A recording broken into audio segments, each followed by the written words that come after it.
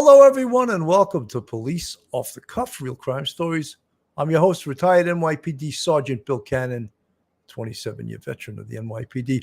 Good to be back home. I was out in paradise, out in Amagansett, Long Island for a week, and watching the ocean and the whales and having fun out there. But I tried to do some coffee with cannons and cover this case, but you can't cover it the way it should be covered unless you have your whole setup. And, of course, my co-host being with me tonight. Now, this case now, I'll let you see the thumbnail. Shocking new details and the all extra interviews of Jennifer Soto. And the more you listen to these interviews and the more you hear the inconsistencies and you know the time frame that she was interviewed, the more, at least from my perspective, her behavior is just beyond inappropriate for a mother who's got a 13-year-old missing daughter. Her behavior is beyond inappropriate when she finds out information that is so horrific in regards to her boyfriend and her young 13-year-old daughter. And when you listen to these interviews, to me, it's just unfathomable that a mother could react in that way. Therefore, myself as a retired NYPD homicide sergeant, as someone with 16 years in the NYPD Detective Bureau, I have to think that she's involved and she's complicit. I cannot believe that a mother could be that out of touch, that could be that selfish, that could be that drugged up all the time when she claims that her daughter's life and her life are intertwined, and every day her daughter's life is all she cares about. Yet there's no evidence of that. I don't see any evidence of that. Her daughter is not the person that Jennifer Soto lives and dies for. And when we hear her speak, the inflection in her voice, and that means something when you're being interviewed. When she's asked a question that is shocking or she doesn't want to answer, her voice gets very, very, very low. Almost like she doesn't want to answer the question. She wants to be deceptive. And I've covered this case a great deal. And I've had a lot of you folks from the chat that don't ordinarily join the Police Off the Cuff family, and you've jumped in and you've said to me, oh, I feel sorry for her. The sorrow has faded. The pity parties for Jennifer Soto has faded. The time for action from law enforcement is here or past. But don't forget, as we repeat all the time, there is no statute of limitations for murder. And she could be charged as an accomplice for this murder. And those are some of the things when I listened. Again, I give thumbs up to Plunder and the docket for obtaining these. I'm not going to play them from their sites because, first of all, Plunder put a watermark on it, and every few minutes she comes on and says, this is Plunder True Crime. I don't want to play that. I did pay for it and I listened to it, but I'm not going to play it on my channel. But we get a great idea of the interview, of course, and all the things that were happening, except one of the things we must realize is the time frame when and where these questions were asked and how they impacted the investigation. So, folks, hold on to your hats, hold on to your seats, hold on to your drink, hold on to your thoughts, hold on to your opinions. You're about to enter true crime from a police perspective. You're about to enter the off-the-cuff zone, the police off-the-cuff zone.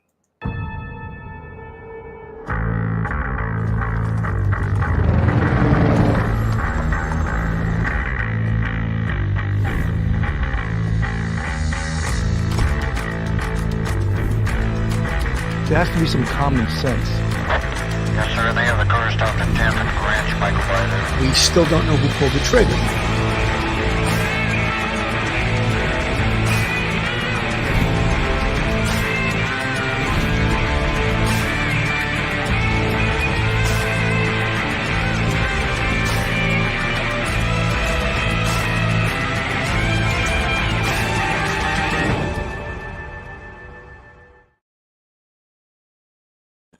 Joining me tonight, the man of reason, retired NYPD Sergeant, professor at Albertus Magnus College in Connecticut, attorney.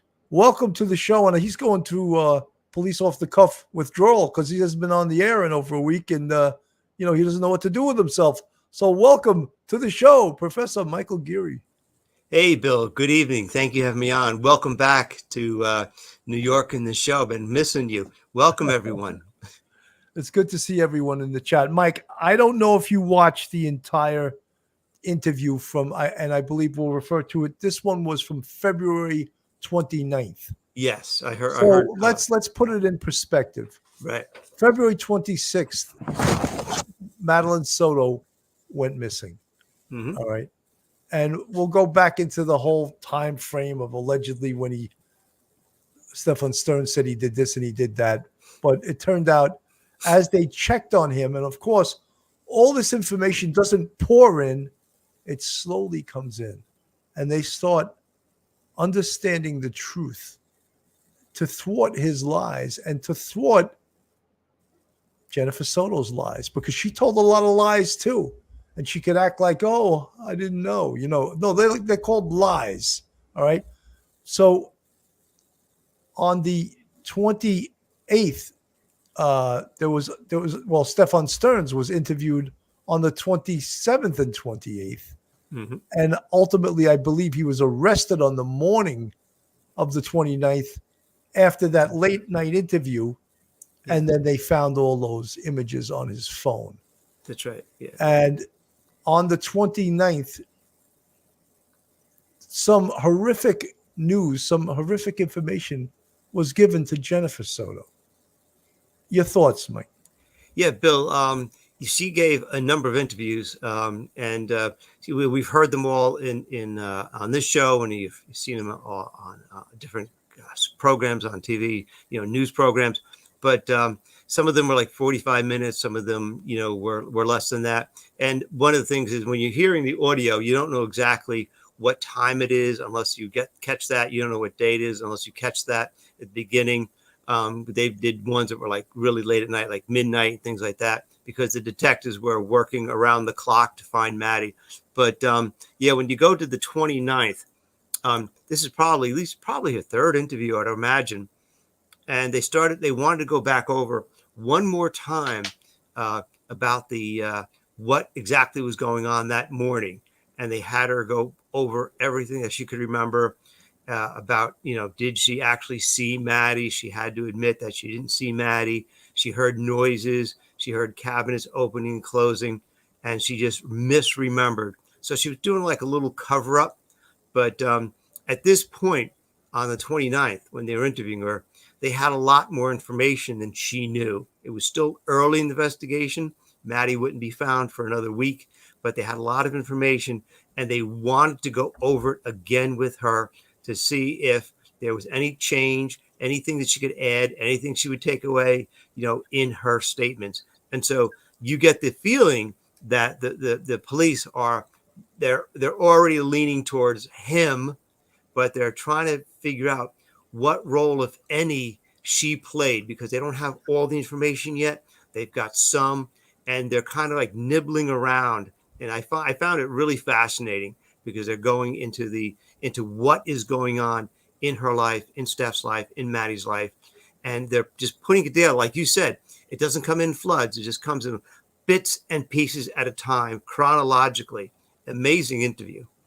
Well, some of the things about interview and interrogation, Mike, is that the way someone reacts and the way their body language speaks for them.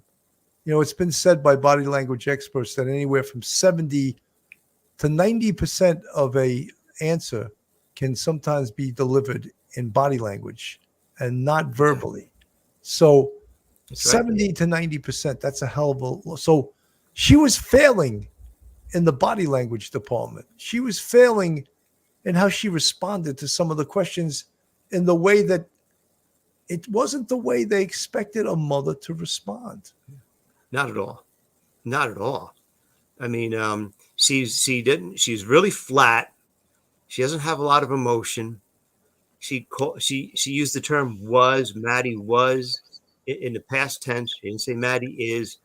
She never asked what is going on. Oh, by the way, you're asking me all these questions. I have a couple of questions for you. Could you please tell me, have you found anything? What can I do? What can, nothing at all, flat. It is really disconcerting. And, you've done many more interrogations than probably me or Phil, probably twice as much, twice as many. And, you get to hear what people are saying. And sometimes people will say, no, yes, and they'll change, they'll tilt their head. Body language means a lot, and the inflection in the voice means a lot. And so I'm sure they were deeply disturbed. By this point, they knew pretty much they got Stefon on the pictures, but they're trying to figure out Jennifer, and she's a tough person to figure out because you're not sure where she's coming from. Very, very strange. Absolutely. This is from Law and Crime Network.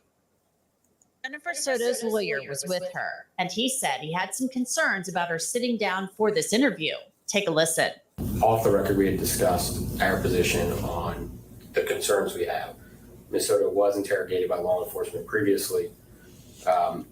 She was under a tremendous amount of duress and stress, being that her child was missing and that she was informed was found deceased. There's been media hysteria about this. There's been people asking for her to be prosecuted, tarred, feathered, executed. And so with that said, we have the concern that you brought up about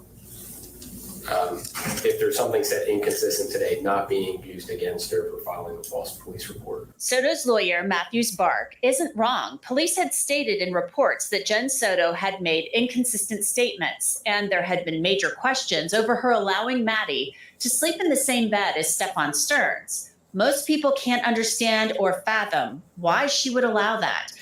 That's an amazing thing that most people, no one, I don't think, can understand how a mother could allow that. And that is something that when I look at the mothers in the chat here, it's absolutely horrific to them, and to fathers too, to just parents. Like, are you kidding me? And is it, because you needed a good night's sleep? Again, what does that say? Do, re, mi, the third syllable of the musical alphabet. Me, me, me, me, me. That's all she talks about. They're all three birds of a feather flock together. And she even said in the interview that her, Stefon, and Madeline are all the same because they all have the same sort of inflictions mentally, except they created a drug addict out of this little girl by feeding her drugs to go to sleep, feeding her all kinds of drugs. I don't even know if half of them really would be prescribed because the people giving them to her had drug problems themselves, Mike. Yeah, it's when you hear that interview and she starts to describe the medication that Maddie's taken, the medication that she's taken as the mother, the medication that Stefon's taken. They should move right next to a CVS because they're going to be the best, world's best CVS customers. It's amazing how much medication they're on, and it's scary because this poor Maddie is relying on the parents, the parent to distribute her prescription medication, and they are probably not really even able to take. And Jen doesn't seem really able to take care of herself. She's probably not taking her meds as she's supposed to. She's probably not talking to her doctor regularly about every couple of months.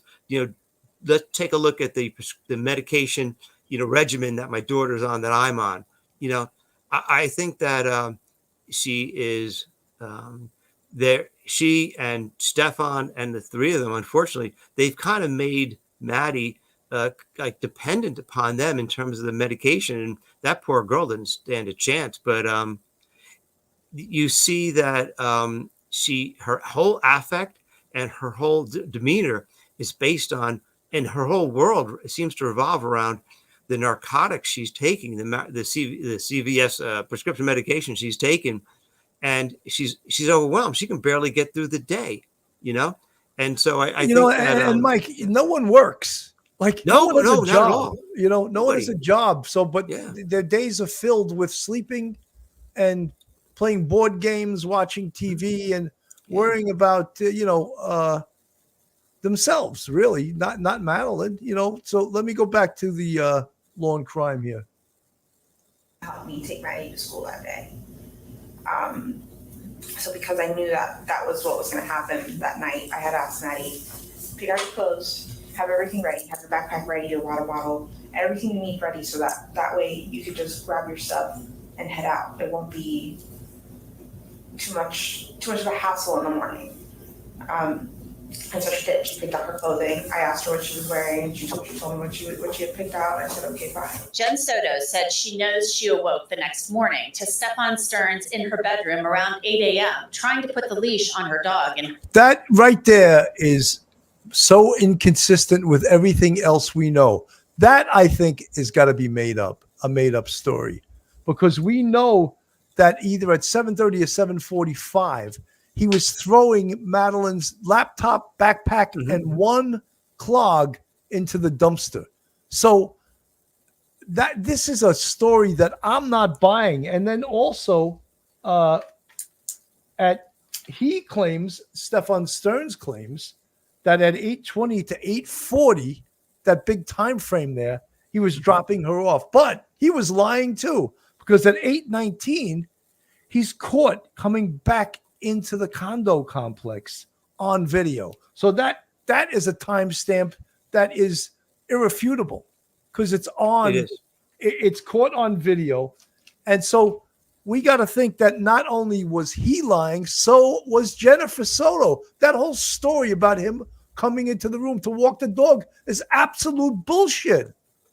Billy, you know, when you look at it and as you analyze it, you realize, why would she make that up? And she made it up to cover her tracks and him, because she may not have known what everything that happened to her daughter, but she certainly knew something was amiss, and she didn't want to deal with it. So my guess is that she made that up so that when she's asked about about poor Maddie, she could say, "Oh yeah, I heard Maddie in the kitchen with him, but I went back to sleep. He grabbed the dog."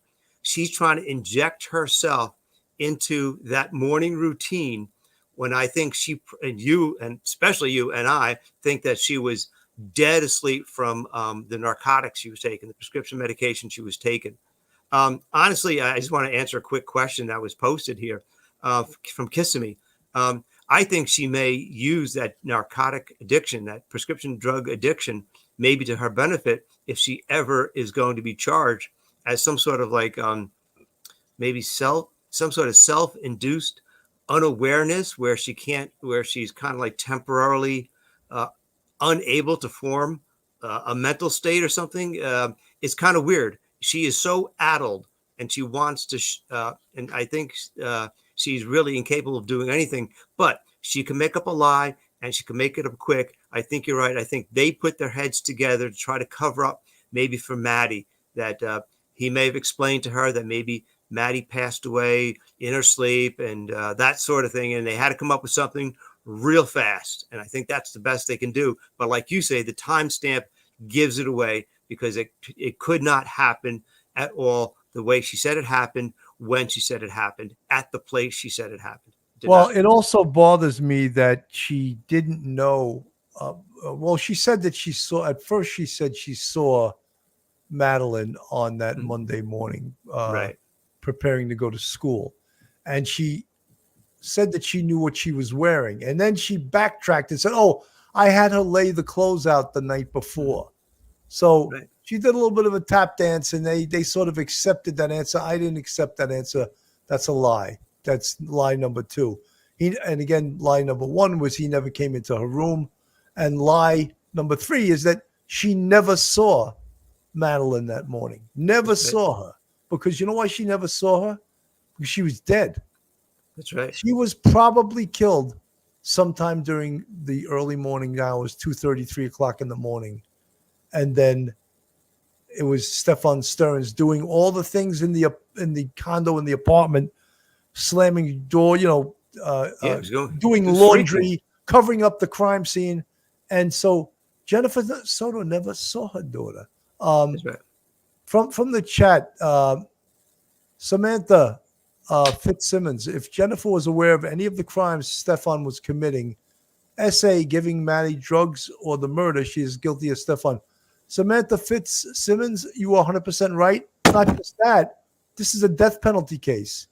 If she's implicated in this murder, she too could get the death penalty. And something, many of you have been suggesting that there's the possibility that Madeline could have been pregnant. And I believe that is a possibility, but we don't know. We haven't heard that from the medical examiner. Motive? Would that be motive for this? You bet it would, Mike. What do you think? Billy, that would be huge. That would be huge. Perhaps they had a discussion about Maddie's, menstrual cycle and, not being, not working, whatever the proper term is, ceasing. But that is a strong possibility from what we know went on with Stern. That is a very strong possibility. And that would be huge motive, because just think about what that would do to the family, what that would do to everyone's relationship in that little townhouse, and how they're interacting with each other. Imagine all the strain. They can't even get themselves out. Maddie was actually the highest functioning person in that room, because she actually was out and actually went to school every day. Just imagine what that would do to the family and the dynamics. That you got to shake your head. That would be huge. Absolutely. Courtney Chajnaki. Jen stated they visited for 30 minutes. Stefon and Maddie went upstairs to bed, and Jen went to sleep. Courtney, you're referring to Sunday night after her birthday party. That's right. When did Jennifer have time to confirm with Maddie that Maddie had her clothes laid out? She didn't. She absolutely, supposedly, though, they were all three were in her room, and Madeline had showed her how much money she got, and they didn't go up to the bedroom till about 11:30, I believe it was. Right. So somewhere between 11:30 and 3 o'clock in the morning, I believe that Madeline Soto was murdered. And we all know it was by strangulation. So a big man like Stefon Stearns could strangle a small girl like Madeline Soto and do it relatively quietly. Do it very quietly. And then what did he have to do? He had to get rid of the body somehow without being seen. And he apparently was able to do that, to remove the body into the car. Let me go back to Law and Crime now. In her bedroom. What's the first thing you remember when you wake up after having gone to sleep? I wake up to Stefon trying to put the leash on the dog. Okay. Now, is this the first time that you've ever woken up to Stefon trying to put a leash on your dog, or is that something that has occurred before in the past? I'm going to say this is the first time. It's not normal for any of us to put the leash on the dog on the bed, because if he's on top of any bed, couch, anything, he'll pee. He gets really nervous. You have to do it on the floor. So I found it really weird that he did that, but. All right, so let me ask it a little more broadly. Is this the first time Stefon's ever come into your room while you're sleeping to take the dog out for you in the morning? I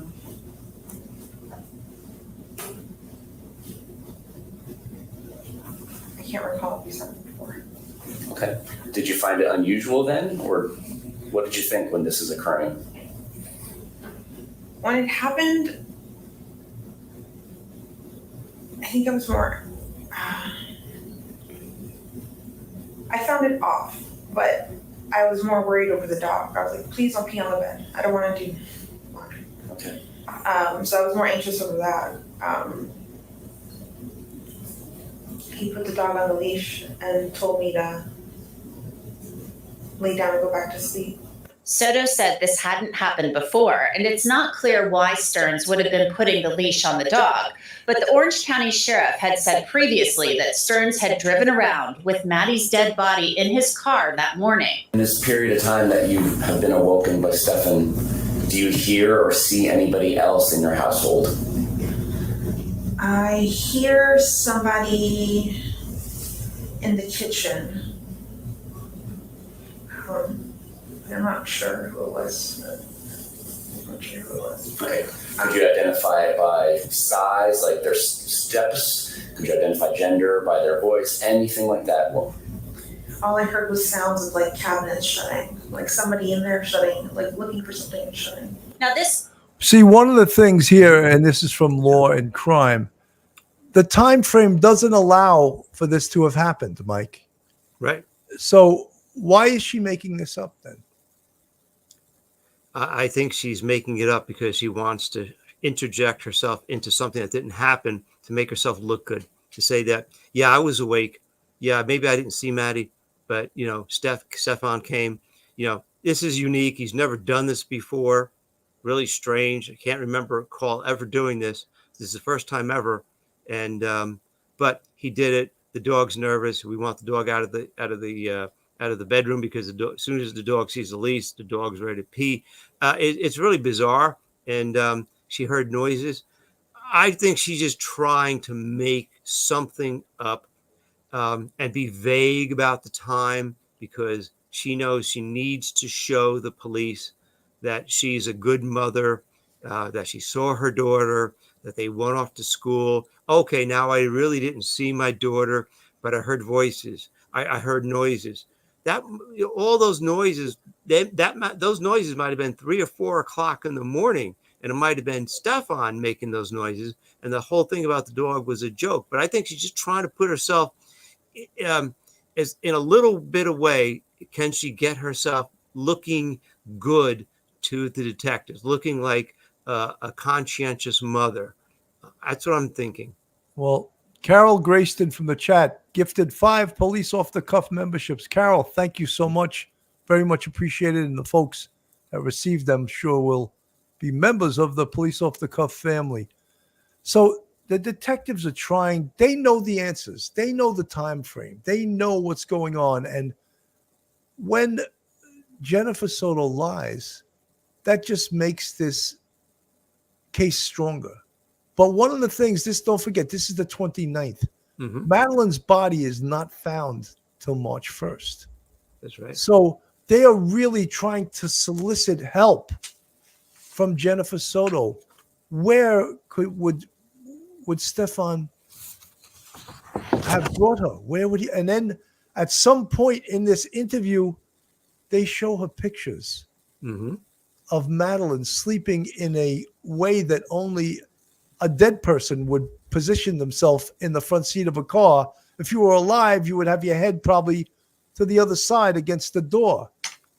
And she even said, is she, and really low, a real low voice, she said, is she dead?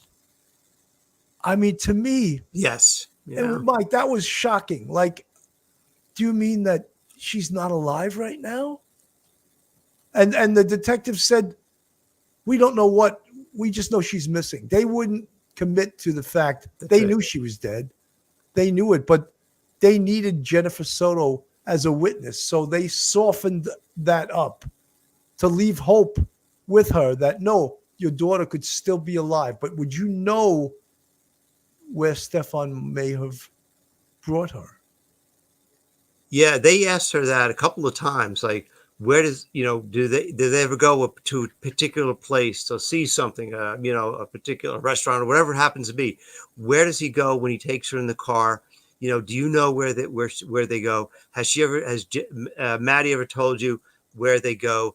Jen, where are they? And I think at one point they even asked her, Jen, where is Maddie? And, she's acting very confused. Like, I'm not really sure what you're getting at. And then they see the picture, and they tell her this is a picture and the timestamp, and she's sitting there and she's confused and she's like, that's an odd way of her to be laying down, sleeping. Is she dead? And they tell her, look, she never made it to school. She never made it to school. We can confirm that. Look, Jen, no one took Maddie. The only person who was with Maddie is Stefon. And they're just kind of like giving her a couple of tough little punches, but they're trying to soften it up. Like you just say, they soften it up. They want to see her reaction. And they asked her a couple of times, where would he take her? And then she's like, well, is it possible that, he has her hidden someplace? And, and it's just like, they're like chasing each other around in a circle, like two little, pets maybe running around a circle in your living room. They're trying to catch up to her and pin her down on something. She's trying to escape and she's trying to hide in plain sight, what she's thinking. But she couldn't help it. At one point, she says, is she dead? And like you and I are wondering, the way she said it, she knows that Stefon was the last person with Maddie. She knows that. She knows it. And I think she's a little overwhelmed. She doesn't know what to say. She doesn't know how to act. Maybe I'm cynical, but I'm thinking she's caught flat-footed because they got these pictures and she didn't know these pictures existed. 100%. Folks, this is Police Off the Cuff, real crime stories. If you like real crime, true crime from a police perspective, you're in the right place. And if you're not subscribed to us, just right on the screen, hit that subscribe button. And if you want to contribute to this channel, we have a Patreon with 4 different levels. And we have a YouTube channel membership with, count them, 5 different levels. And you can contribute to this Police Off the Cuff channel by either Patreon or the YouTube channel memberships. I'm going to go back to Law and Crime, to Anjanette Levy for a second. This goes to the inconsistent statements that police say Jen Soto made. She had said previously that she heard Maddie that morning, but later said she may have just heard people getting ready. Did you see your daughter this morning on the 26th? No. Did you have any texts or phone calls or any other type of communication through any possible app on your phone? Like, hey, Mom, love you at school, whatever. Any communications from Madeline? Nothing. All right. How about from Stefon by the time that you wake up at 9? Any texts or communication from him? Maddie's dropped. I'm off to the game store or whatever he's doing. No. I didn't hear back from Stefon until 10:20ish, and he had told me he left his phone at home that whole morning by accident. And I had asked him how the morning went, how was Maddie, and he let me know that this morning went great. We made great time. She got busy super quick. He was going to take her to McDonald's for breakfast, but she changed her mind. All she wanted to do was sleep in the car, so he let her sleep. He took her to school and dropped her off, or he said he dropped her off, and that was it. Jen Soto was working nights and had a doctor's appointment that morning on February 26th and saw Stearns after that. And you had a 10:15 appointment for a blood draw? Yes. And did you go anywhere else prior to getting to your appointment for the blood draw? Did you go directly there or not directly there? That's basically the question. Oh, I went directly there. And after your blood draw, did you go directly back home? Yes. About what time did you get home? Sometime between 11:15 and 11:30. Did you have any other appointments or doctor's appointments later in the day? I was supposed to have had one, but I canceled it When did you cancel it? that same day Why did you cancel it? because it was a $350 Botox appointment that I didn't want to spend the money on. I changed my mind last second. The prosecutor is trying to nail down why Jen Soto did the things that she did that day, like canceling that doctor's appointment at the last minute. Also, if you followed this story, you know that Stefon Stearns told detectives that he accidentally factory reset his phone the morning of February 26th. Detectives would later say that they found a Google Drive on that cell phone. So that of course is such a huge part of this entire story, that he factory reset his phone Yeah. because he had all those bad images on it. And that we know was what got him arrested. That held him in jail while they continued to investigate the murder case. So hang on one second. Anna M., thank you for the $4.99 super sticker. Ladies, a man that is okay and doesn't run out the door when you suggest that he sleep alone with your 13-year-old daughter is a red flag.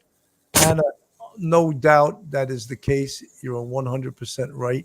That's right. There are so many more inconsistencies because back at 8/19 on the 26th, which is the day that Maddie went missing, the day that they know Maddie was dead in Stefon Stearns' car, he comes back into the complex, into the condo complex at 8:19, allegedly, as he told detectives, because I forgot my clicker and I wanted to get my clicker. He had the clicker in his hand, according to the security guard at the gate. So that was all a lie also. He did not go back there to get his clicker. So what was he parks with Maddie's dead body still in the front seat of the car, and he goes into the condo complex. That's right. What was he doing? What was he doing at that point? And he comes back out, and he did, I believe the detective said he was in and out of there in about 12 minutes. That's right. So what was that all about? And again, he's driving around with a dead 13-year-old girl in the front seat of his car. Mike. Bill, I'm guessing that he went back there not to get a clicker. You know, that's ridiculous. I think he probably wanted to put a few more things in the trash, you know, that sort of thing, get rid of them. He's not the most organized person, and he's freaking out. He was doing stuff. Remember, I think one of the other people who lived in the apartment, they saw him later that morning, and he was doing laundry and cleaning, and suddenly he's this ball of energy. Go get him. And he's like the laziest person you'd ever want to know. I think what he was doing, he was back there. People saw him, and I think he probably realized, oh my God, you know, there's something I got to get rid of. I got to throw something else out. Maybe I don't want Jennifer to see it or whatever it happens to be, but I got to throw a few more things in that garbage dumpster. Got to tie up a few more loose ends. But it's really strange, you know, you think about it, because he took a huge chance. We're not under cover of darkness. It's 8:19 in the morning, and people are awake. You're going past the security guard. That's a lot of nerve, or it's bravery born out of desperation. But it is a very odd thing that he did. But I'm guessing maybe he did it because he had to tie up a few loose ends, grab a few things, and throw them out, or do something like that. Absolutely. And folks, we look at this picture of Stefon Stearns' left hand, and he covered that up by saying that when he was changing his flat tire, he got it caught between the jack and the vehicle's bumper. And that's that doesn't look like that to me. That looks like scratches from someone fighting for their life. And that would be consistent with him trying to strangle Madeline. And that is her fingernails cutting into his left hand. That's why the police took pictures of that. Mm-hmm. And so many more lies that he told. His whole time frame was just so off with this case.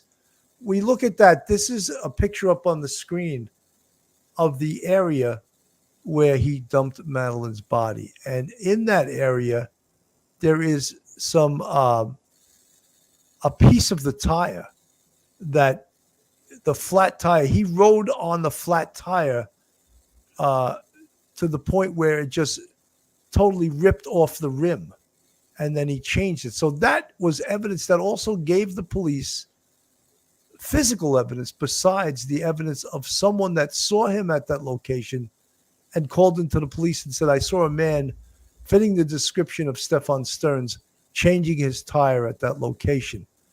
This is the fence. Look, if you could see the fence, the lock is open. So all he had to do was take the lock off and open up those gates and drive right into there.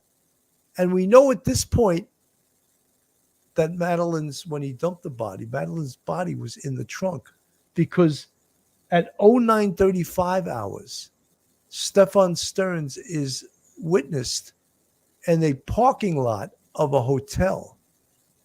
And this is caught on video. He's seen getting out of his car, going to the trunk, opening the trunk, then going to the passenger side door, lifting Maddie's dead body out of there and throwing her into the trunk. So now she's no longer in the front seat of the passenger seat of the car. She is in the trunk of the vehicle. So all of these things, again, are on a very tight timeline and also memorialized on video. You can't get better evidence than that. Mike. Yeah, he doesn't have very far to go. I don't know what his defense is possibly going to be for the first trial or the second trial, but they have him boxed in with the traffic cameras and the camera in the garage and things like that, because that all the stuff, all the time frames that they got, and they went over it. I remember in one of the 80 pages, one of the detectives tried to figure out where he went by just all the places where his car was seen, or the license plate reader caught his license plate at a particular time. So they kind of would try to figure out where he was going that morning for about 2 hours, 3 hours, with Maddie he's telling them, "Oh, I'm shopping." Meanwhile, they realize that no, she's in the car. He doesn't have any place to go. I'm not sure what he can possibly come up with, but the piece de resistance of the whole thing was that gentleman who recognized when he saw the story on TV and with the guy and Stefon, and he said, "Oh my goodness, that's the guy I saw changing the tire." That was huge because they knew Stefon had been on like that long, windy kind of backwoods road, and then suddenly they got a place for him to be. Oh my goodness, he was over here changing a tire. So now we know. We go back to that particular location. Now, okay, this is ground zero. Where could possibly Maddie be from this point on? That was fantastic because, when she's out there and, you're losing all kinds of evidence that you could use to convict him. And that was big to recover poor Maddie. Absolutely. One of the things we find out also, the 28th into the 29th, the police tell Stefon Stearns and obviously Jennifer Soto that they're not going to be able to stay at their home on that night. So, because they have to do a search warrant and process the crime scene, which includes the two vehicles, the Lincoln that Stefon Stearns used and the Nissan that was Jennifer Soto's vehicle, which incidentally got a positive hit by a cadaver dog. So we have to question, did Stefon Stearns at some point either brush Madeline's dead body against that vehicle, or was she somehow inside that vehicle? In some of the crime scene photos I saw from Plunder, it appears that inside Stefon Stearns' car, there is absolutely some dried blood inside that car. And there's some evidentiary matter inside Jennifer Soto's vehicle. Now, we don't know exactly what that is. So on the 28th, they're informed by the detectives you can't stay at your home. So what does Stefon do? I better call my dad because I'm a loser. I don't have any money to stay anywhere. So he calls his father, who's like an hour and a half away. Yeah. He has to drive and he has to pay for them to stay in a hotel. So by the time they get to bed, I believe it's 3:30 or 4 o'clock in the morning. Yeah.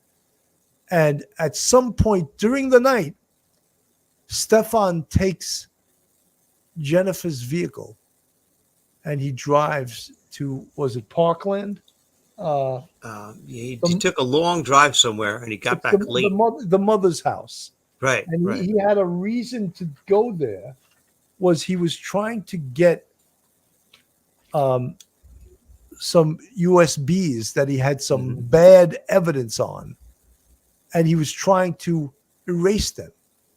And he was also, they did some checks, and he had done a Google search for a drug that would make someone lose their memory. I can't pronounce the drug right now, but that's what cephalflurane, a drug that makes someone lose their memory. And he was looking for 2 USB drives that were found in a storage unit and turned over to the police. And those were the ones that had 35,000 images on it. And Stefon Stearns' father, Chris, had turned them over to the police. So Stefon goes on a ride in the middle of the night to destroy evidence. But like everything else in his life, he was unsuccessful at that. So let me go to the local TV station, does a little report on this. Reported missing. Her mom, Jennifer Soto, and Jennifer's boyfriend, Stefon Stearns, found themselves temporarily homeless. Deputies had sealed off the Kissimmee condo where they lived so investigators could photograph the potential crime scene. Detectives had also just seized Stearns' cell phone and his car, a silver Lincoln MKZ. Early that morning, the couple, along with Stefon Stearns' father, checked into this hotel near Disney. All 3 went to bed, but then, according to investigators, Stearns snuck out of the hotel and went on a mysterious mission. Detectives wanted to know where he went as they tried to seek justice for Madeline.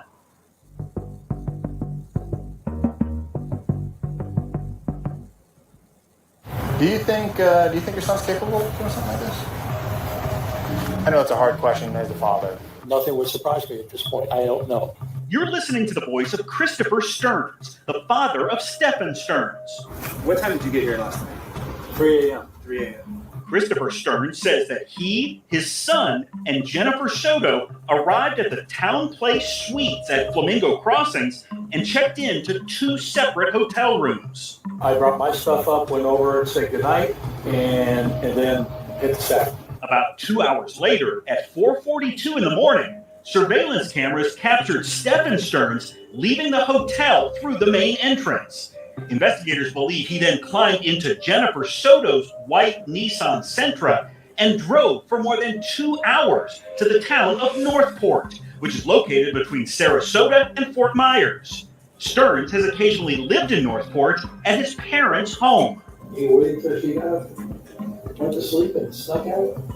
Not long after we all said goodnight. Christopher Stearns told detectives he had no idea why his son would drive to Northport in the middle of the night while authorities were still searching for Madeline. I don't know whether to say I'm flabbergasted or impressed at Stefon's endeavors. Well, he was, as far as I knew, he was going to pass out at 3 a.m. Yeah. It didn't take me long to crash and burn.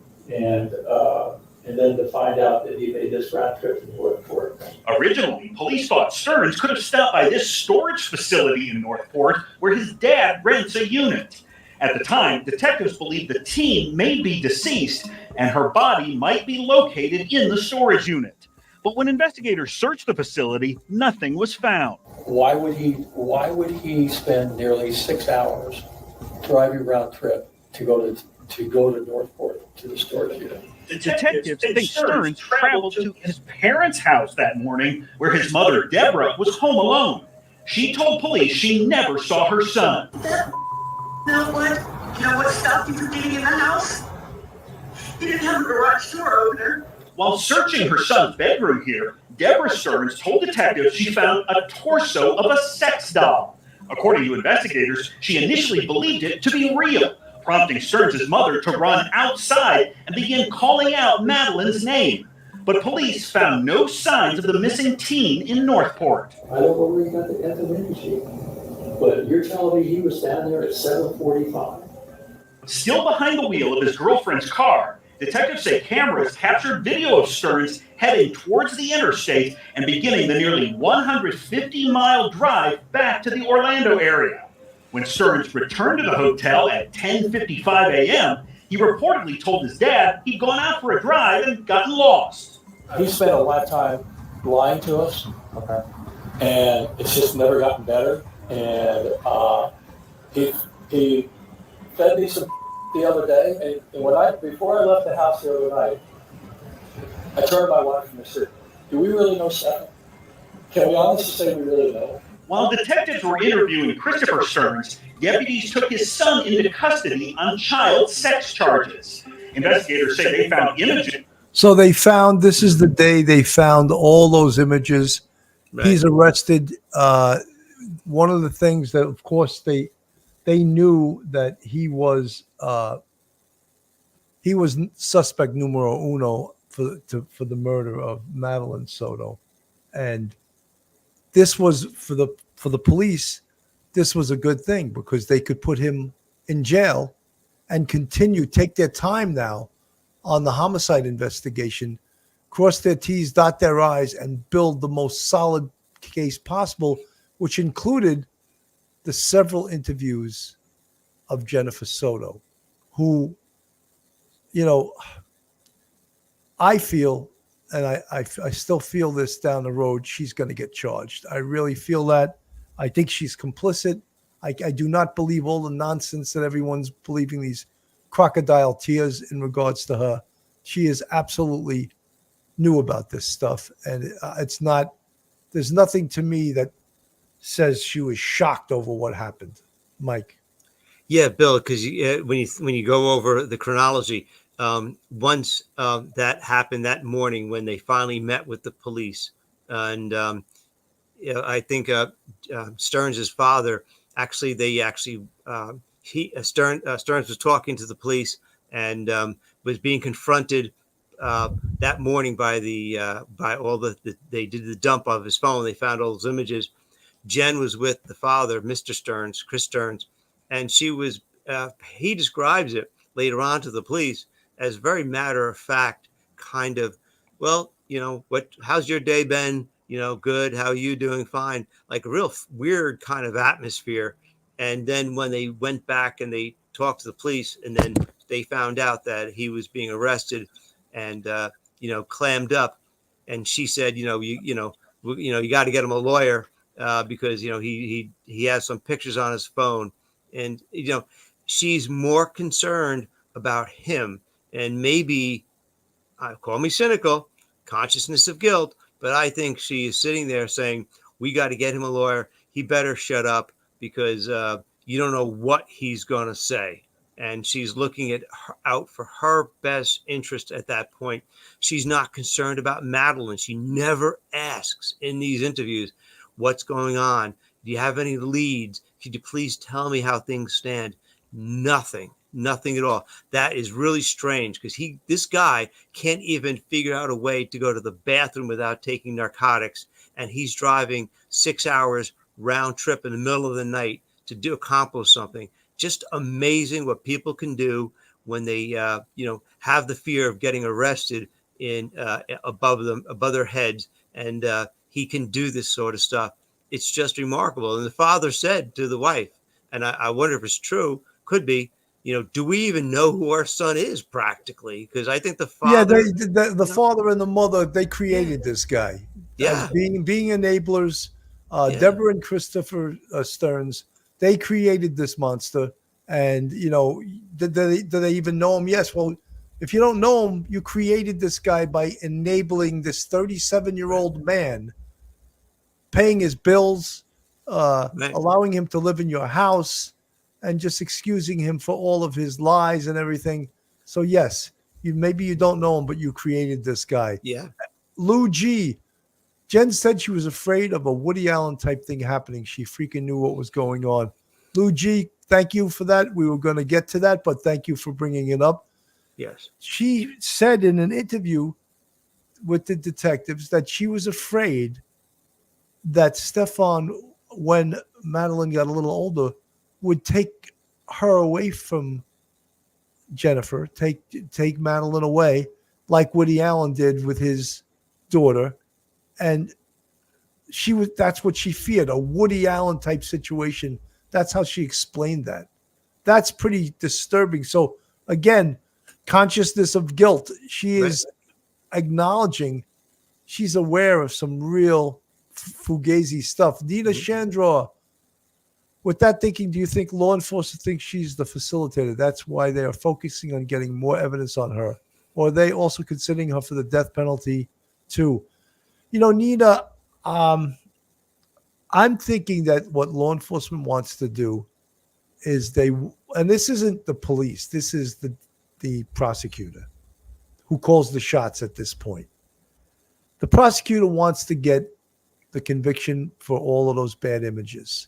Put him in prison for life for that, right? Now, once you get a guilty verdict in that case, now we're going to try the death penalty case. And we're going to try him by himself because we don't need to try Jennifer along with Stefon to get Stefon convicted. They'll try him for the death penalty case. They have so much evidence. I could not fathom them not getting a guilty plea. Then, once those two things are accomplished, I think that is when they'll go after Jennifer Soto, because there is no statute of limitations for murder. They can take their time, and strategically, it's smart to do it the way they're doing it. Mike. Billy, I agree with you. They gave her some immunity, some limited immunity. And so, but if they find any other evidence that that they could use against Jennifer to prove that she was complicit in the murder in some sort of accessorial conduct, they could use that because it won't be immunized. So I think that that's what they're looking at, because she also has a motive, because as you said, that Woody Allen quote was kind of like a strange thing to say. And it could actually be motive for her to want Madeline out of the picture. So, in a weird way, when she says it, the detectives, I would love to have seen their faces when she said it, because that provides her with a motive and putting herself right in the mix there. So I think you're right about the timeline. I think you're right about the district attorney's choice, because there is no hurry at this point whatsoever. No statute of limitation issues. They can take their time. I think she's in their crosshairs. I agree 100%. Absolutely. This is News 6 on some of the evidence that they found inside the condo. 13-year-old Madeline Soto lived in this condominium with her mom, Jennifer. Her mom's boyfriend, Stefon Stearns, occasionally stayed here too. These photographs taken by crime scene investigators show the place where prosecutors say Stearns sexually molested the teen and then murdered her. Very loving. Very loving. This girl knows nothing but love here in this house. She hardly ever hears the word no. Double-edged sword that is. The condo here at Venetian Bay Villages in Kissimmee is owned by Madeline Soto's grandfather. Court records indicate he rented out rooms in his condo to Madeline's mother, as well as at least 2 other tenants. Prosecutors believe evidence found inside that condo will help them bring justice for Madeline.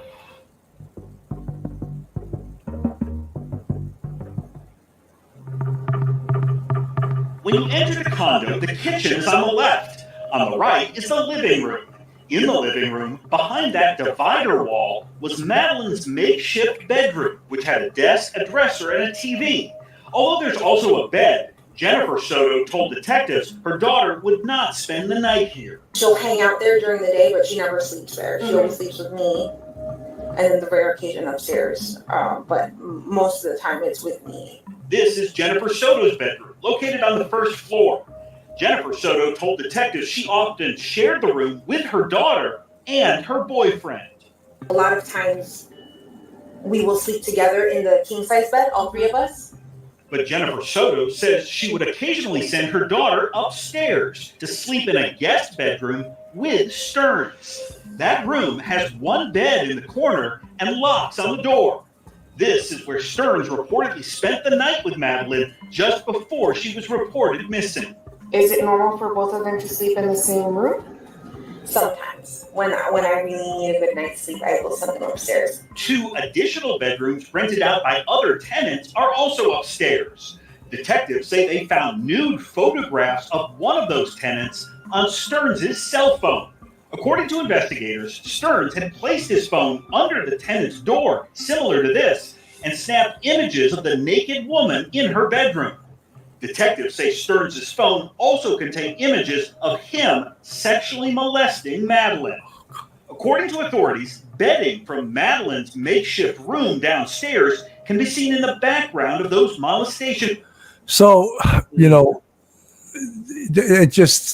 tells you so much evidence in this case. Just ridiculous. Susan Reininger, thank you so much for the $20 super sticker. Much appreciated. So all of the evidence that they have in there, I think that it's really difficult for any of us or all of us to really think that that Jennifer didn't know about any of this stuff. I find it to be ridiculous, even the thought of that you could say he lived with them. He was in Madeline's life for 4 or 5 years. And Jennifer Soto knew nothing about this. I cannot accept that. Mike. Yeah, Billy, she knew, and deep in her heart what was going on. At one point when she was talking in the interview on February 29th, they were referring to as, is it kind of unusual for Maddie to be upstairs in his room? And she said something to the effect that that they only worked together a handful of times, because she really wasn't that comfortable with the arrangement. But it happened. That she did it when she was selfish. She was selfish because she needed a good night's sleep, and so she encouraged Maddie and to go upstairs with Steph. She said she never completely trusted Steph, but he had been a good guy and never really gave her a reason to think otherwise. But it's strange. Why would you say you trust him completely and then say, I'm not very comfortable with it. But even though I'm not very comfortable with it, I sent them upstairs together when I needed a good night's sleep. She knew what was going on. And there's no way. And you know what? Even if she was just suspicious and was just a little bit suspicious and didn't have any objective indications that something really terrible was going on, that's enough. You're the mother. You're the mother. You're in charge. He's a tenant. You could kick him out. What are you doing? She knew. She can't face it. And maybe that Woody Allen thing about she thinks that maybe Stefon and Maddie, something, was going to happen there and blossom some sort of weird relationship. Yeah, she was messed up. She knew what was going on. She Absolutely. Wild Z Pony, horrific mother. You think? I think so. I think you're right. Bella, of course she knew. She lied like a sidewalk since day one. She went with Stern, then didn't say Maddie at the 8. She didn't. She say where was she dropped off? She wasn't there, and more and more and more. Yeah. Bella, there's so many lies. That's why I think that you're right, and that's why I think I said from day one when I saw that video of them both being interviewed by the TV station, I was like, she's involved in this. There's no way on earth she's not involved in this. Message to Stearns at 11:39 that read, "Make sure she goes to bed right now." About a minute later, Stearns replied, "She's built her nest and she's settling in now." What time did you wake up? I'm going to say around 8 o'clock in the morning. I found those texts to be almost like they were planned. They were planted texts. She's building her nest, and these were via text. Right. Almost like they knew that investigators or the police would find these, and it was almost meant to try to clear them or something. And I found them very bizarre. Your thoughts? Bill, it is really strange because she supposedly, according to her, she sends them upstairs, okay, because she needs to get a good night's sleep. and she's dying for a good night's sleep.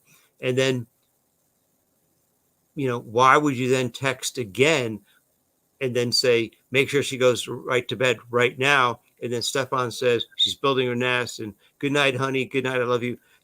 It sounds a little too pat. Who talks like this, in a text, involving a guy who's no longer your boyfriend. He's now a tenant. He's paying $600 a month, or his father is paying you $600 a month, and your daughter. It sounds like they're trying to build that excuse, like you say, just in case. Now, perhaps this changes the timeline of Maddie's passing. Maybe Maddie's passing was earlier than we expected, maybe even earlier. Someone in the chat is saying that they think she was unalived much earlier. Yeah, that's right. Good thought. That could very well be. That's right. Stefon came into the room. When Jennifer Soto woke up, she says she thought Madeline might still be in the condo. I heard noises in the kitchen, but I'm not sure, Not sure who it was exactly. Yeah. Gotcha. It could have been any of the roommates. Jennifer Soto told detectives she never actually saw Madeline that morning and assumed Stearns was taking her to school. I had an appointment. I had a doctor's appointment at like 10:15, but they took a while. And then by the time they did my blood work and whatever, I think I got home somewhere between 11 and 11:15. Okay. When you got back, was Stefon here? I'm pretty sure he was, yeah. Sadly, by then, detectives believe Madeline was already dead. But where was she and what happened to her? Before investigators could answer those questions, they discovered Stearns took a mysterious round-trip drive to Southwest Florida early in the morning. Next on Justice for Madeline. So that is the most bizarre thing. And of course, we know now that he was trying to destroy evidence. That was the nature of his round trip. It wasn't that I was out driving, I couldn't sleep, I got lost. Yeah, the guy's like just a pathological liar. There's no redeeming social value or anything in this guy's life. He's all bad. Everything about this guy. I can't find anything, even in bad people, sometimes you can find some good characteristics. I find nothing good about this guy. Your thoughts? Bill, yeah, the idea that he got lost, he just took a drive, that's nonsense. He grew up in that area. That South Florida area. He probably knows it pretty darn well. So that's a little ridiculous. And he's always vacuous on the times. Oh yeah, I was waiting in front of the vape shop. It opens up at 11. Or 10. I'm there at 8. Why are you there at 8? Why are you there for 2 hours? Oh, I didn't wait 2 hours. I was just driving around. I only waited a couple of minutes. Maybe they were going to open up early. He has these really weird answers to their questions, but he's trying to build up a lot of time. So something that would normally take 10 minutes, it takes him an hour because he has to figure out a way to waste time so that it's vacuous. They can't pin him down, not realizing there's all kinds of license plate readers and security cameras, with the traffic that can see the traffic and they can figure out where he went. Yeah, he's all over the place. He doesn't even sound credible. She doesn't sound credible. We even talked about that at the very beginning of this when she adopted his language. In that first interview, she said, we took Maddie to school that morning, things like that. Yeah, there's so many misremembrances and so many misinformation given by her. You don't want to use the term lie, but come on. It sounds a little too pat that they both are giving very similar answers to, as you say, things that she said happened at a particular time, or they both say had a particular time that don't match the objective evidence, security footage and that sort of thing. It doesn't make any sense to believe that she is totally, an innocent mother that just happens to be caught up in some sort of misunderstanding. No, not at all. I'm so amazed that Stefon Stearns is so unsophisticated that he goes out the front door of the hotel at like 4:30 in the morning, is caught on video going out of the hotel. Yeah. And every other way, he's tracked in every other way, going to Northport Florida, where his mother lives. Right. It's like this guy he's a bad criminal. He's bad. He's a bad person, but he's also is bad at trying to get away with things. So he thinks he's slick because his whole purpose in going to Northport was to destroy evidence. He never got a chance to do that, did he? Never got the chance. And his mother was really happy he never made it. Exactly. Madeline's friends at Hunters Creek Middle School. She had never told me about anything about her running away other than her saying if she were to run away, she'd go into the woods. But they did not know where the 13-year-old might be. What can I do for you? We're here regarding the missing juvenile. She's been missing since a missing juvenile. Deputies canvassing nearby neighborhoods could not find any witnesses. Hello, have you seen this girl? No. Madeline celebrated her 13th birthday with relatives the night before she vanished. Her mom, Jennifer, was at work and did not attend the party, but says she caught up with Madeline at the condo they shared with Stearns. So you last saw her Sunday night, about what time? I would say 11 p.m. before she went to bed. And you were here at home? Gotcha. And where did she go to bed? Was she in her room, your room, or something else? We were all going to sleep together in the same bed, but I needed some good sleep. I got a new job recently. I haven't been well rested. I needed some sleep. So I asked, hey, can you guys go to the guest bedroom upstairs? These crime scene photos show that guest bedroom, which has one bed in the corner and locks on the door. Stearns told police he and Madeline went to sleep here and then got up early the next morning for school. Woke up around 7:15, somewhere around there, which is an early start for us, but we talked about getting McDonald's breakfast beforehand, so we wanted to make good time. We did make good time. We got out the door maybe 7:30, 7:45-ish maybe. Got over to that area. She was asleep in the car most of the time, just snoozing until we got there. When they got to this McDonald's, Stearns told detectives that Madeline was no longer hungry. So he says he continued down the road to Hunters Creek Middle School, about a mile away from here. After dropping Madeline off at school, Stearns says he went to a bake shop across town and then back to the condo. Next on Justice for Madeline. So, we know the whole story of the timeline. He goes back. He tells detectives that I left my clicker. But then he goes back at 8:19 in the morning, and Madeline is in the car. The security guard sees what he would find out later to be a dead Madeline laying in the passenger seat. And he says Stefon Stearns has the clicker in his hand. So much for the lie that he told detectives about that. My point was, why was he going back into that condo?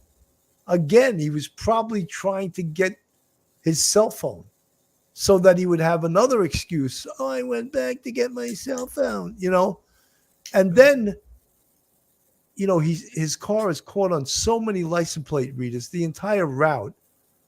And at some point, of course, he has the flat tire. Evidence of the flat tire is on the scene. A witness calls the police and says he saw a male fitting Stearns' descriptions changing a flat at that location. And that is how they were able to find Maddie's body on March 1st. Mike. Yeah, that was crucial. That was crucial because every day that she's out there, the evidence that you can gather, like saying, for instance, DNA, skin cells underneath her fingernails and things like that, diminish. And so that is why it is so valuable to find Maddie as quick as they could. And they did it. And thankfully that person deserves, a pat on the back for what they did. They saw something and they said something. That was fantastic. They're driving around with their eyes wide open, seeing what's going on. They saw it on the news. They put two and two together and called the police immediately. That was fantastic. That person deserves a thumbs up. But he is smart and stupid at the same time. Like you said, he's going to go to Northport they get there at 3:00 in the morning, and within like an hour, Jen's asleep. He's in the car. He goes right out the front door. Now, hotels have, probably security cameras in the back and the front, especially in a parking lot area. He doesn't even try to hide it. He just walks right out the front door and takes a drive for an hour and a half. He probably had a toll or something like that. Boom, license plate reader right there. Easy pass, you know. And so you just wonder, what is going through his mind? Is he that desperate and not even paying attention to what he's doing because he's so focused on just to get that something out of that computer, that thumb drive or whatever that he had the pictures on? Thank goodness he couldn't get into that storage facility, and thank God he couldn't get into his home. Thank God he didn't get to his home, because his mother and his father, they're not standing up for their son at this point. They don't want anything to do with him, and so he had to go all the way back. That is really bizarre behavior from a guy who can barely get himself, to the kitchen table for his, Fruit Loops in the morning. That's for sure. TJ from the chat. This is all hurting my heart. Maddie, I hope you know you are loved by thousands of defenders for you. A little late, but you're finally loved, and I couldn't carry my daughter. JS is horrible. Yeah, I agree with you. Kissimmee, Florida. Why does JS have a handicapped parking pass and park in her own reserved spot? This hump milked every part of the system. Yeah, well, that's part of, that's part of the spiffs you get when you claim to be handicapped. Christina, hearing what Stern is like through his parents, it makes you wonder how and why Jen got together. Is there much more to all of this than we realize? Well, one of the things we found out in the interview also, without me spelling it out, is that Jennifer Soto was asked whether she and Stefon Stern still had an intimate relationship. I'll use that word, intimate, rather than the other one. And she said no. And the detective asked, when you did have an intimate relationship, how was it? And her response was it was very vanilla, meaning, no bells and whistles were going off, no fireworks were going off between them. So curious that he still lived with them when their relationship had certainly not just soured, but didn't exist anymore. Courtney from the chat. Imagine if she doesn't get charged and just goes on with her life, maybe have another child. I'm outraged.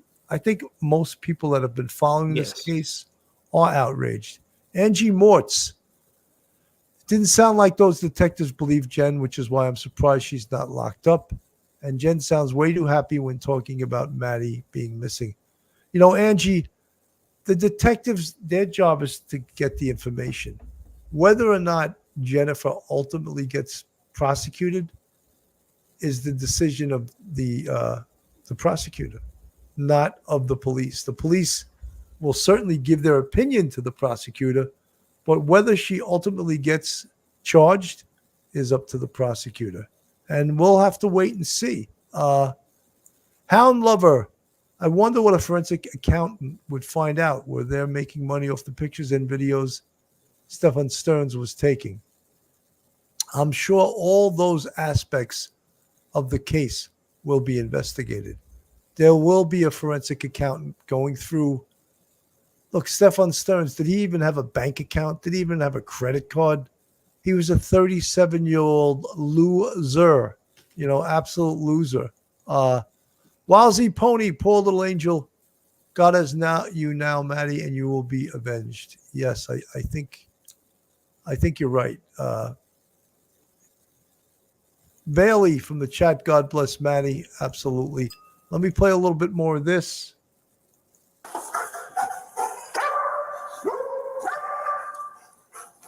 This is a dog, a cadaver dog. Jen Soto's car, but it's really not clear why. This was a cadaver dog, but detectives had said Stearns had Maddie's body in his car.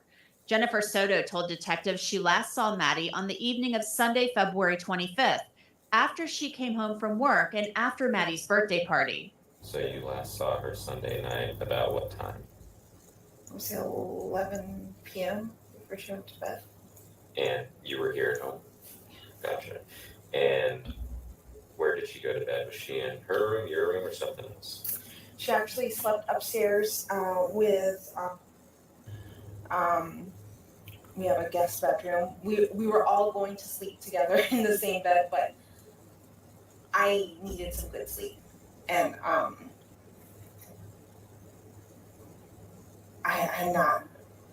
got a new job recently. I haven't been well rested. I needed some sleep. So I asked, hey, can you guys go to the guest bedroom upstairs? I knew he was going to get her ready. Stearns and Maddie had spent the night in bedroom 4. There are photos of that were just released. Stearns said that Maddie had forgotten her phone when he took her to school that Monday morning. That, something, looking at that door with the lock on it, that is scary in itself to me. Like, why does that door need a lock on it? Gorgeous George from the chat, thank you for the $4.99 super sticker. Jen says she only let Maddie and Stefon Stearns sleep alone less than 5 times. How does she explain 1,700 photos and videos? When were those taken? Thanks, guys. Thanks, Gorgeous George. Yeah, that's a good point. That's right. Which is another lie that Jennifer Soto told. I can only count it on one hand, or 2 hands, whatever she said. She has some fetish with naming how many hands she counts on, sort of ridiculous. I think you said she left her phone, right? Yeah. Where did she leave her phone at? She left it in her room. She's ADHD. So am I, for that matter. You left your phone too, huh? Yeah. And Stearns would actually say that he and Maddie both forgot their phones that morning. Newly released documents show what happened between 11 p.m. Sunday night and the next morning. That Sunday night at 11:39 p.m., Jen Soto texted Stefon Stearns, "Make sure she goes to bed right now." Stearns responded, "Okay, sweetie, good night." Jen responded, "Good night." 1 minute later, Stefon texted Jen, "She's built her nest and she's settling in now." Jen responded, "Okay, good." There's also health app data from Maddie's phone that shows her movements from Sunday night to Monday morning. That Sunday night at 11:19 p.m., the report says that Maddie's phone took 31 steps and climbed 1 floor, which matched the time when Jennifer sent Madeline and Stefon upstairs to go to sleep. There's no more activity from the health app listed until the next morning. At 7:05 a.m. on February 26th, Maddie's phone took 113 steps. 10 minutes later at 7:15, the phone takes 50 steps. And then there's no other health activity on that phone until 10:55 a.m. when Stefon arrived home to the residence. One of Maddie's friends also told police that she would have a text from Maddie every morning when she woke up. But not on the morning of February 26th. Maddie's best friend said she did not receive a text from Maddie. One of Jen Soto's female roommates was later interviewed and said she went to sleep around 2:30 that morning, and she said she was hearing noises coming from Stefon's room. She described the noise as someone putting stuff on a table, but in order for her to hear those noises, it would have to be significant based upon the noise would have to travel through 2 doors across the hallway. That same roommate said she saw Stefon that morning after she went downstairs around 10:30 a.m. and described Stefon as acting odd, going upstairs and downstairs and out of the apartment that morning. Stefon was also washing clothes that morning, which she had never seen him do before. Police searched the condo where Maddie lived with her mom. The makeshift bedroom on the first floor that belonged to Maddie looked untouched. She never slept there, according to her mother, but she hung out in that room during the day. Crime scene techs found one of Maddie's white Crocs in her mother's bedroom. That means she did not wear her white Crocs when she left the house that morning, as Stearns had claimed. Anything else that we haven't asked you feels important? Maybe that might help us out. I'm sorry, I'm having trouble recollecting everything. I said wait for a second.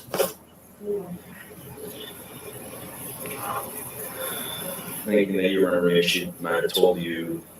She didn't mention anything in particular.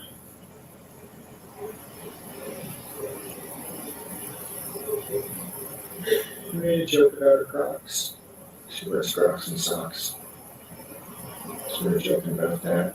Crime scene techs said they found the mate to that white Croc found in the bedroom in the dumpster, where they also found Maddie's backpack and school laptop. We have video evidence that shows Stefon Stearns discarding items in a dumpster in that apartment complex in Kissimmee at 7:35 on Monday, February 26th. Detectives later recovered Madeline's backpack and her school-issued laptop from that dumpster. The sexual abuse and murder of Maddie Soto is hard to talk about, but it's an important story. And So all of this evidence that they're talking about, it all links up to times, places,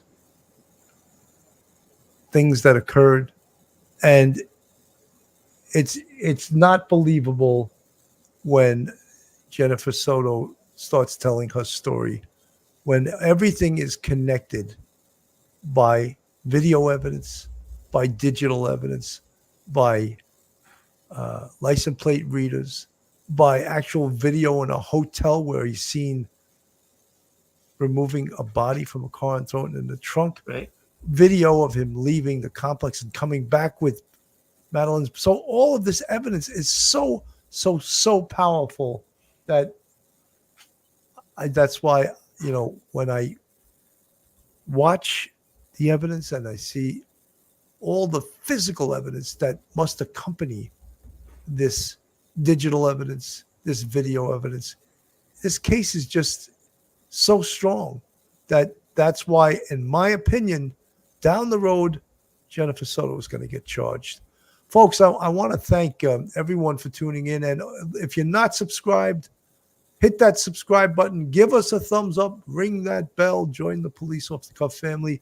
Carol Grayston, I want to thank you so much for gifting 5 Police Off the Cuff memberships, and also for all you do as a moderator. Mike, your final thoughts. Final thoughts. I think everybody should just keep the faith regarding Jen facing justice, because she right now has limited immunity, derivative immunity, and so it's very, very narrow. However, if they ever get anything further on her independently of her answers to their questions, they get the prosecutor and the police get other evidences that shows that she's guilty, they could use that to charge her with. Now, remember,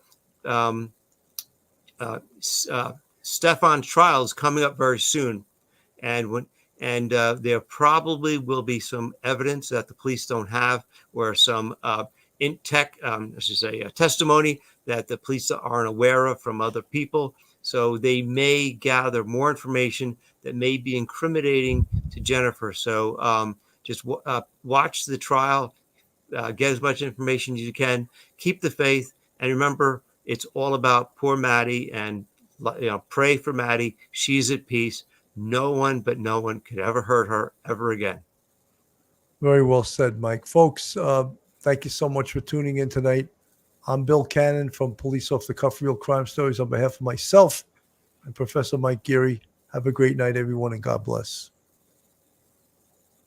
One episode just ain't enough.